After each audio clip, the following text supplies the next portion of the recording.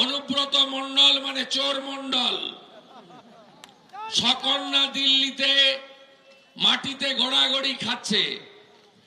সেই অনুব্রত মন্ডল চাল কলের মালিক এবং সাম্রাজ্য তৈরি করেছিলেন, যে সাম্রাজ্যে বাকিবুর রহমান সর্বোপরি মমতা চোরের সবচেয়ে প্রিয় চোর বালু, যার ভালো নাম হচ্ছে চোর জ্যোতিপ্রিয় মল্লিক, সেই চোর মমতা মন্ত্রিসভার সদস্য, তারা গোটা রাজ্য জুড়ে গত কয়েক বছরে লক্ষ লক্ষ কৃষকের ভুয়া অ্যাকাউন্ট খুলে ধান চুরি করেছে। আমি চ্যালেঞ্জ করছি চোর তোলামুলকে, গত বছর যখন বালু আর বাকিবুর বাইরে ছিল, সঙ্গে কেষ্ট বাইরে ছিল, বর্ধমানের মালেকরা বাইরে ছিল, তখন 29 লক্ষ চাষির নাম সমবায় সমিতি এবং রাইস মিল কিষাণ মান্ডির মাধ্যমে ধান ক্রয়ের জন্য নথিভুক্ত হয়েছিল। এবারে 11 লক্ষ কৃষকের নাম নথিভুক্ত হয়েছে, তাহলে এই 18 লক্ষ কোথায় গেল? এরা কোন ভূত? এরা মমতা ভূত না এরা তৃণমূলের ভূত? 18 লক্ষ ভুয়া রেজিস্ট্রেশন করেছে। এবারের 23-এর রেজিস্ট্রেশনের সঙ্গে এটা মিলে গেছে।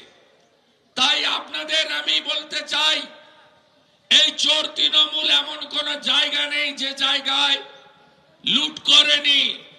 এরা কৃষকদের ভুয়া অ্যাকাউন্ট খুলে ভারত সরকারের পাঠানো 5,000 কোটি টাকার বড় অংশ লুট করেছে।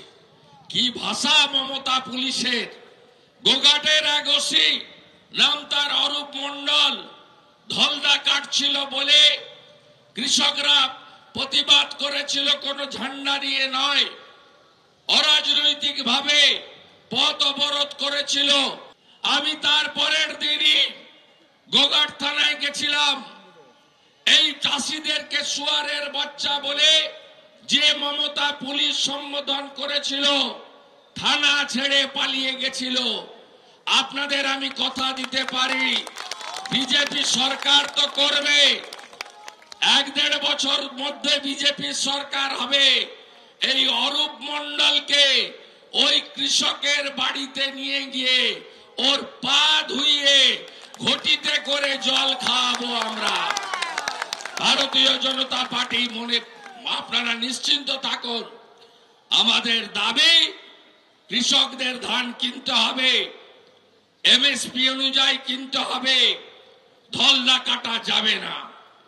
আমাদের দাবি 2, আলু চাষি এবং আমন চাষি, কারণ গোটা সরকারটা কার্শিয়াঙে চলে গেছিল বিয়ে বাড়িতে, মুখ্যমন্ত্রী গেছেন, সঙ্গে সব আইএস আইপিএস রাও পিছন ধরেছে, পো ধরেছে, সব কার্শিয়াঙে টাটার রিসোর্টে। তাই তামিলনাড়ু অন্ধ্রপ্রদেশে ঘূর্ণিঝড় হওয়ার পরে তার প্রভাবে ঝাড়খণ্ড, উড়িষ্যা, পশ্চিমবঙ্গ, এখানে যে 72 ঘন্টা ধরে লাগাতার বর্ষণ হয়েছে বা হবে, তার সতর্কতা দেওয়া হয়নি। তার ফলে আমাদের শস্য ভান্ডার বর্ধমান, ধানের উপর নির্ভরশীল বীরভূম, মেদিনীপুর, 24 পরগনা, হুগলি, হাওড়া, নদিয়া বিস্তীর্ণ এলাকায় 50% আমন তুলতে পারেনি আমার অন্নদাতা ভগবান কৃষক। সেই এলাকায় ক্ষতিপূরণ দিতে হবে।